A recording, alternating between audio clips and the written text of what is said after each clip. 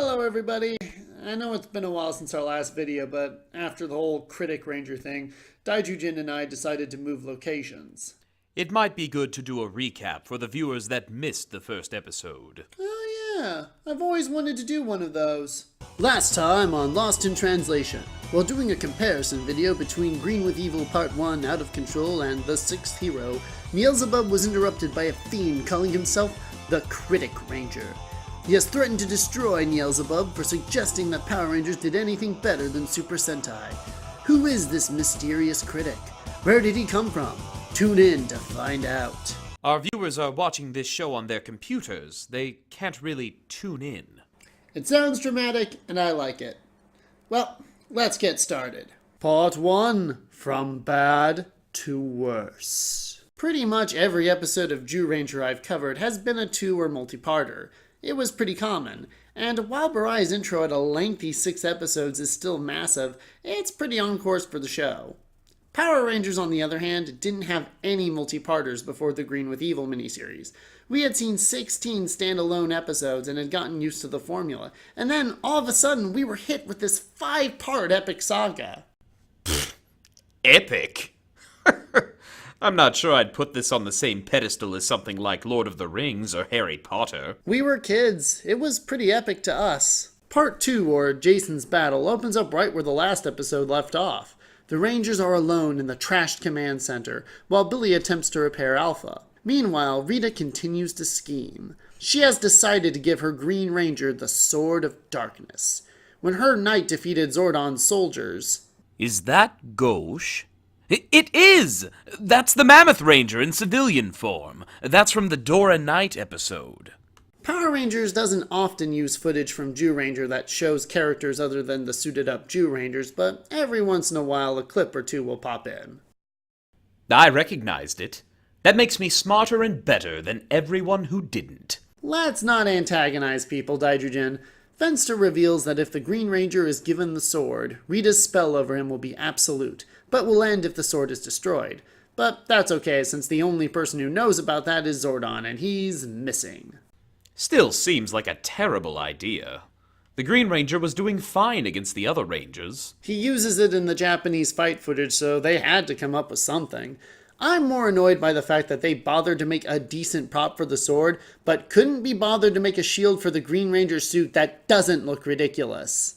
The cost for that sword probably meant that one of the stagehands wasn't able to eat that week. Rita then sends Tommy to Earth, telling him that he must keep his identity as the Green Ranger a secret. Bulk and Skull show up and try to pick a fight with him. Why? Didn't we have that scene earlier where Tommy scared them off with his amazing martial arts skills? Yeah, if they had Mr. Kaplan or Mrs. Appleby come in and break them up, then this scene would make more sense. As it is, it's just kinda weird. Tommy easily defeats the bullies with his laser eyes. Rita just told him to keep his identity a secret. He's worse than Ken the Eagle from Gatchaman. I'm Tetsuro Takahara. Pleased to meet you and your little nephew, sir. I'm Ken, the Eagle. It's not like anyone is gonna take Bulk and Skull seriously. What if the Rangers overheard them talking about how Tommy shot green lasers out of his eyes? No one else would take them seriously, but the Rangers would be able to instantly figure out Tommy's secret identity. You do raise a valid point. Fortunately for Tommy, Bulk and Skull never bring up this incident again. Kimberly decides to talk to Tommy about why he stood her up. Tommy responds by being a huge jerk. Has it ever occurred to you that I might have other things on my mind? Newsflash, Kimberly. You are not the center of everyone's universe. Well, excuse me for living. Kimberly is terrible at comebacks. I hope she didn't grow up to be a grade school teacher. Those kids would eat her alive. Rita and her minions go to Earth to visit Tommy, who is training on a beach. Before Rita can give him the Sword of Darkness, he must prove himself fighting her putties. Didn't she already do this earlier? I mean, Tommy already fought a bunch of putties last episode to prove his worth. Shouldn't she have come up with a different test? This is the woman who does the same strategy every week and is surprised that she gets the same results. Tommy, of course, passes the test with flying colors and is rewarded with the sword. With this sword, he's now ready to take on all the Rangers directly. Actually, he uses his coin to send Jason to the Dark Dimension. That's a thing that he can do, apparently. Let's see. He can shoot energy balls and now banish people to different dimensions. Does he keep any of these powers when he turns good? Daizyujin! Spoilers! Sorry, does he get to keep any of these powers if he turns good? Nope. Bummer. Jason is now stuck in the dark dimension with Goldar, who has his power morpher. I would be annoyed and confused at how Goldar got that, but it does actually do a good job of increasing the tension for the scene. Jason's a strong fighter, but we've never seen him fight Goldar unmorphed. Goldar is actually kind of frightening now. Kimberly and Zack are waiting on Jason and are worried when he doesn't show up. They take the rad bug and meet up with Trini and Billy in the command center, who are currently working on repairs. They manage to get some of the power on, which activates the viewing globe, which shows the Green Ranger. Is it time for round 2? It is indeed. The Rangers are unable to get in contact with Jason since he's still busy fighting Goldar in the Dark Dimension, but they decide to morph and go fight him anyway, and get their asses kicked. Again. I'm having a hard time deciding if this team is more incompetent than the Zyurangers or not. Considering that this is Zyuranger action footage, I'm going to say both teams are equally incompetent. Actually, having Jason trapped in the Dark Dimension fighting Goldar was a very clever way of explaining why the Red Ranger isn't in this fight scene. Also, it is completely believable that the Green Ranger would be able to take on all the Rangers at once. Remember that martial arts competition in Part 1? We established that Tommy is on equal footing with Jason, who is the best martial artist in the team, and so it's not much of a stretch to assume that Tommy can beat everyone else. How many times are you going to go back to that one scene? Probably a couple more times at least. The Rangers decide to cheat and summon the Megazord. The Green Ranger runs away. I'm not sure we should count doing the logical action cheating. It would actually make more sense if the Rangers did this more often. But that would make the episodes boring, so I understand why they don't. The Rangers take little pride in their accomplishment, as they've learned nothing about their new adversary and Zordon and Jason are still missing. But there's a glimmer of hope. Zordon comes back and tries to tell the Rangers something, but his message is garbled and he is lost again. Wow, that was actually pretty well done! Give the characters a glimmer of hope just to take it away. When did the storytelling in this show improve this much? Were all the writers just drunk until they had to do this miniseries? It's hard to say. Every episode of the Green with Evil miniseries has at least 2 writers, and the only writer who worked on every episode was Stuart St. John. The director of this miniseries was Robert Hughes, who directed a number of episodes such as Food Fight and Teamwork. He also directed the Green Candle 2-parter, which was supposed to be Tommy's last episode as the Green Ranger. Did either of those guys stay with the show for long? Stuart St. John was involved with all the 2-parters of the first season, except Return of an Old Friend. He continued working on the show all the way through Zeo. He is credited with a total of 30 episodes for Mighty Morphin Power Rangers and 5 episodes for Power Rangers Zeo. He also wrote some episodes for VR Troopers. Robert Hughes didn't direct any episodes past Season 1. He did work as a director and producer for VR Troopers. He was also a producer for Saban's failed Kamen Rider adaptation Masked Rider and Mystic Knights of Tirnanog. He helped direct some video shorts in 2007 during Operation Overdrive that focused on specific things like Rangers, their vehicles, etc. But after that, it looks like he has no involvement with this franchise. Jason is still trapped in the Dark Dimension, and now Goldar is taunting him with his morpher. He drops it to the ground, daring Jason to go after it. Jason leaps for it, but is almost cut down by Goldar's sword. The episode ends as we get a shot of Jason, helpless and afraid. That's actually a pretty tense cliffhanger. Kidme was genuinely scared by this. I couldn't wait to see the next episode. I had to know whether or not Jason survived. Well, that covers the Power Rangers side of things. Usually we've done more live-action segments by now. Yes, I was expecting that Critic Ranger fellow to show up. Guess he was just all talk. Yeah, guess he was just all talk. Oof. Listen, Daizyujin, I'm really hungry. I'm gonna grab some lunch. Are you gonna be okay here on your own? I'm fine. Now, go take care of your business. Alright, see ya.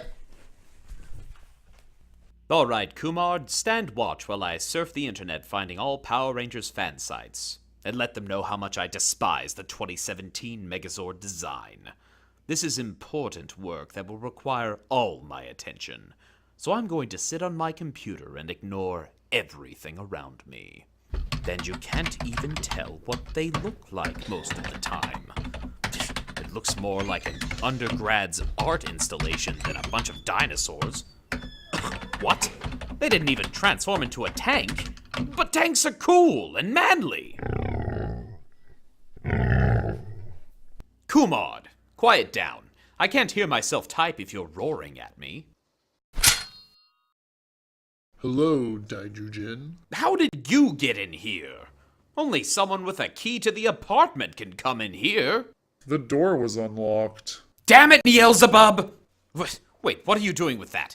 No, don't put me... No, there's no point! The factory seal is... Don't put me back in there! There's no wireless internet in there! Who will I argue inane opinions with? No! No!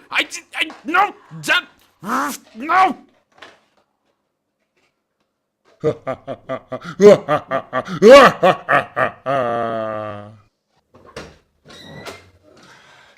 guys, I'm back! Kumard! Kumard, what happened?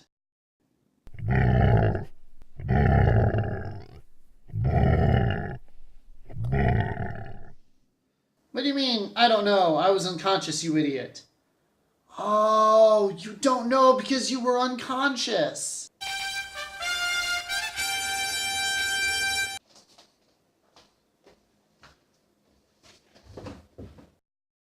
Critic Ranger! I have your friend. If you want him back, you're gonna have to do what I say. What do you want? We're going to continue the episode analysis, but I will be your co-host and prove to you Sentai's undisputed superiority.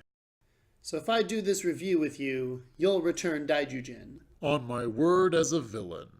I know we can't trust him, but we can't risk Daizyujin either. All right, I accept your terms. Then let the review continue. Our story begins with Barza revealing Barai's tragic backstory. We're finally learning something about him. Neat. Barai is Geki's older brother. Oh, they're family. That's pretty cool. I like where this is going so far. It gets better. You see, Geki was taken from his biological father by the king of the Yamato tribe. Geki's biological father led a revolt which resulted in his death. Young Barai swore vengeance for his father's death. So far, this is pretty solid. I do like that Barai has internal motivation and isn't just a mind-controlled puppet. So why is he trying to destroy the Zyurangers? As he was dying, Barai's father told him that he should be king. From that day forward, Barai swore revenge against the Yamato tribe. That's great, but it doesn't answer my question. Why does he hate the Zyurangers? Since the king of the Yamato tribe is now dead, his hatred has moved on to Geki. Why? Because Geki's adopted father killed Barai's father. But Geki had nothing to do with that. He was a baby at the time. That makes no sense. Barai needs someone to blame. His tragic heart is filled with anger and revenge. It is a tragic story. It just sounds kind of dumb. While it's true that Tommy being mind-controlled for the story robs him of having any real character, the audience can actually sympathize with him and his situation. Is anyone supposed to sympathize with Barai? It's pretty obvious that his anger is misdirected, and it makes it hard to see him as a compelling character. Geki is also feeling torn. After coming to terms with his family being dead... When did that happen? I mean, he mentions his family's death early on in the series, but it doesn't seem to be something weighing on his mind. I mean, he never brings it up again at any point in the series. Because he kept the pain inside, like a true warrior. Pandora decides to take advantage of the situation and goes to Earth 2. Wait, did you just skip a segment? No. Let's rewind that and see what's going on.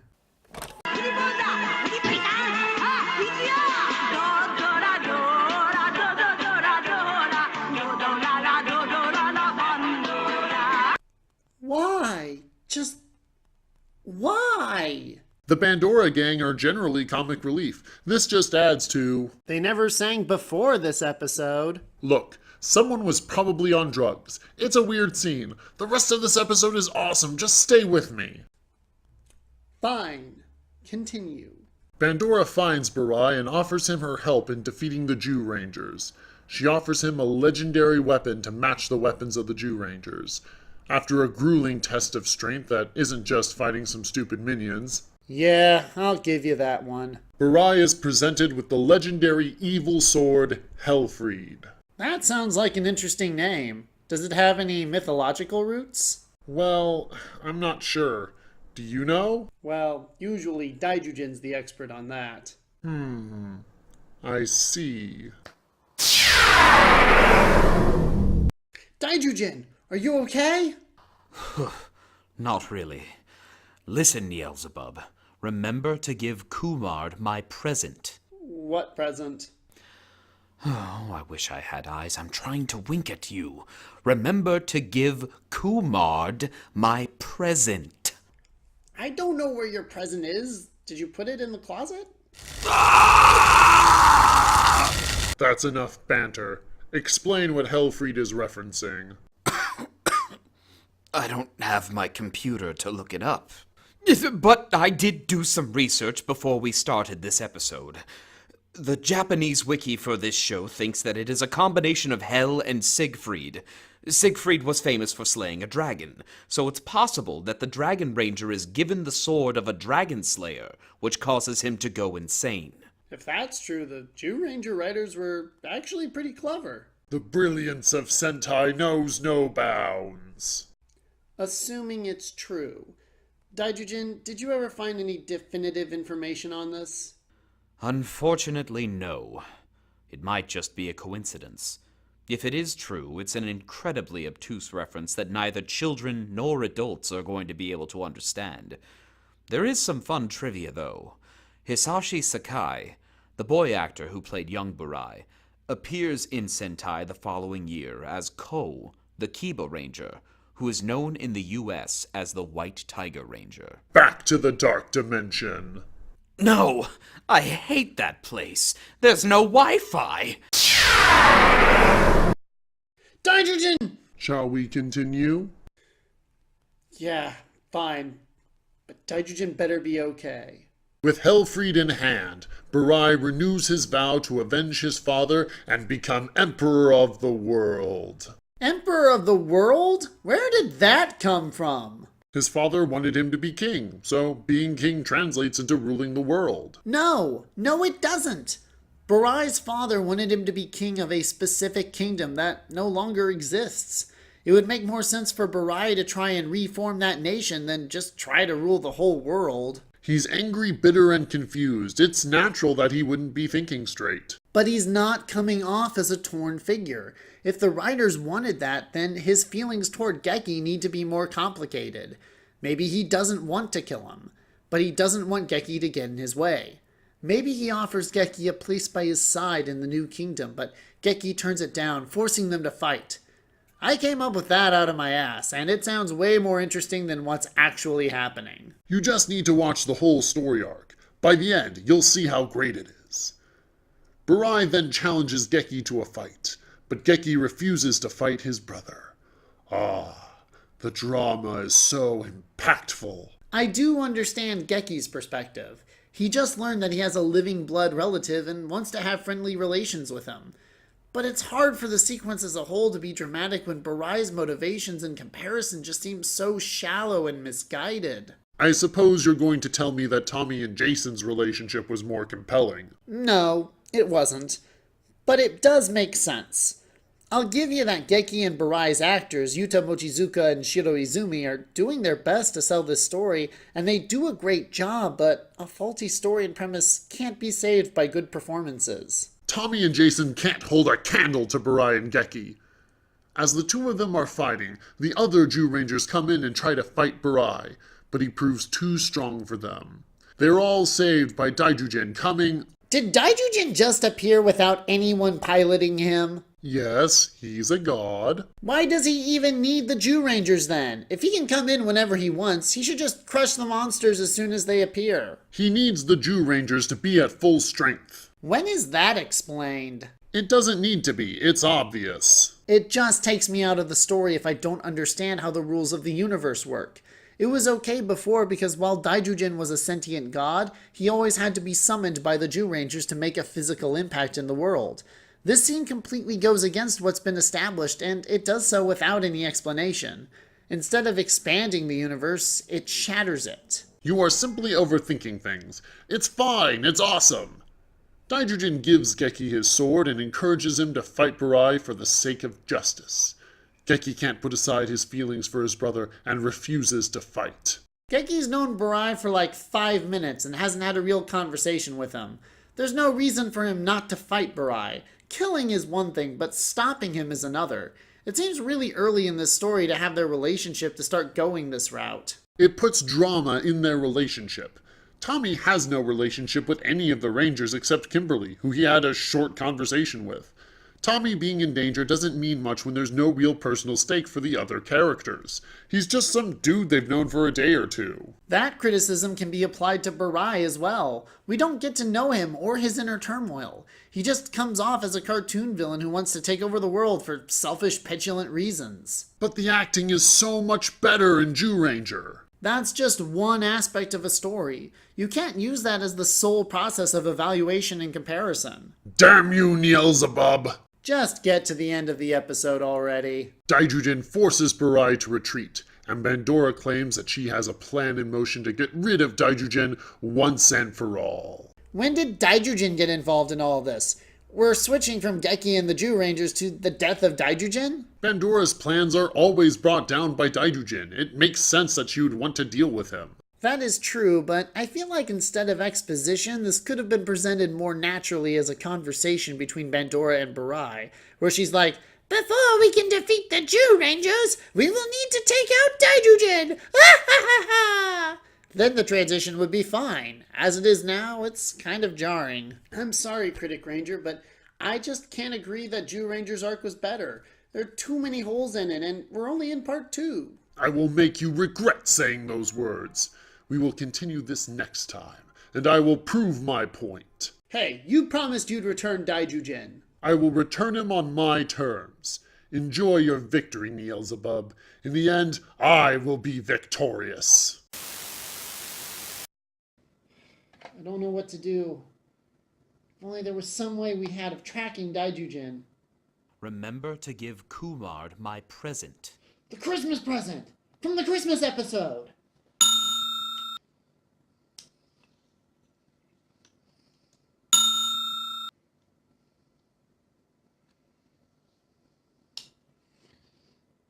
I really hope this works.